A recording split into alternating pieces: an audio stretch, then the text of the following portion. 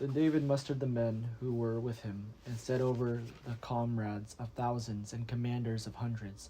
And David divided the army into 3 groups, 1/3 under the command of Joab, 1/3 under the command of Abishai son of Zeruiah, Joab's brother, and 1/3 under the command of Ittai the Gittite. The king said to the men, I myself will also go out with you. But the men said, You shall not go out, for if we flee, they will not care about us. If half of us die, they will not care about us. But you are worth 10,000 of us. Therefore, it is better than you send us help from the city.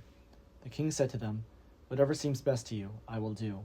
So the king stood at the side of the gate, while all the army marched out by hundreds and by thousands. The king ordered Joab and Abishai and Ittai, saying, Deal gently, for my sake, with the young man Absalom. And all the people heard that when the king gave orders to all the commanders concerning Absalom. So the army went out into the field against Israel. The battle was fought in the forest of Ephraim. The men of Israel were defeated there by the servants of David, and the slaughter there was great on that day, 20,000 men. The battle spread over the face of all the country, and the forest claimed more victims that day than the sword. Absalom happened to meet the servants of David. Absalom was riding on his mule, and the mule went under the thick branches of a great oak. His head caught fast in the oak, and he was left hanging between heaven and earth, while the mule that was under him went on. A man saw it and told Joab, I saw Absalom hanging in an oak. Joab said to the man who told him what you saw him, Why did you not strike him there to the ground? I would have been glad to give you 10 pieces of silver and a belt. But the man said to Joab, Even if I felt in my hand the weight of 1,000 pieces of silver, I would not raise my hand against the king's son. For in our hearing the king commanded you and Abishai and Ittai, saying, For my sake protect the young man Absalom. On the other hand, if I had dealt treacherously against his life, and there is nothing hidden from the king, then you yourself would have stand aloof. Joab said, I will not waste time like this with you.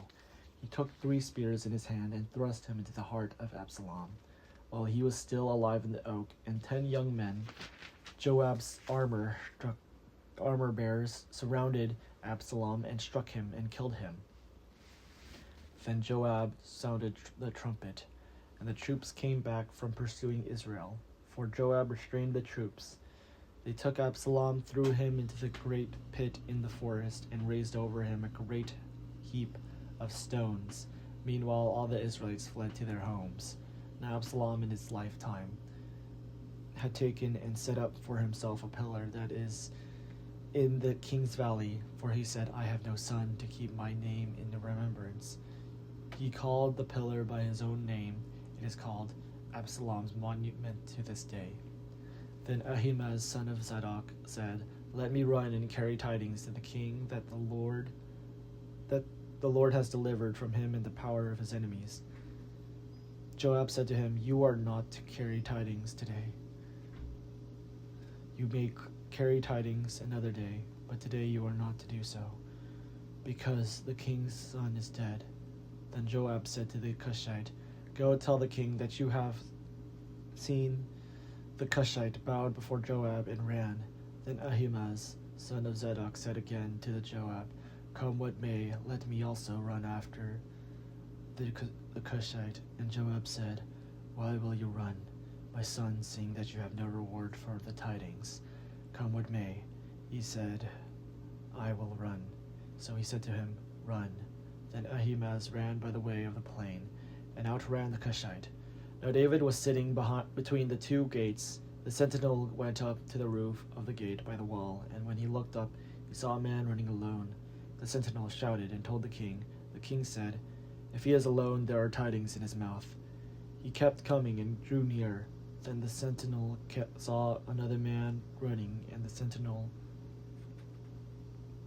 called to the gatekeeper and said, See, another man running alone. The king said, He also is bringing tidings.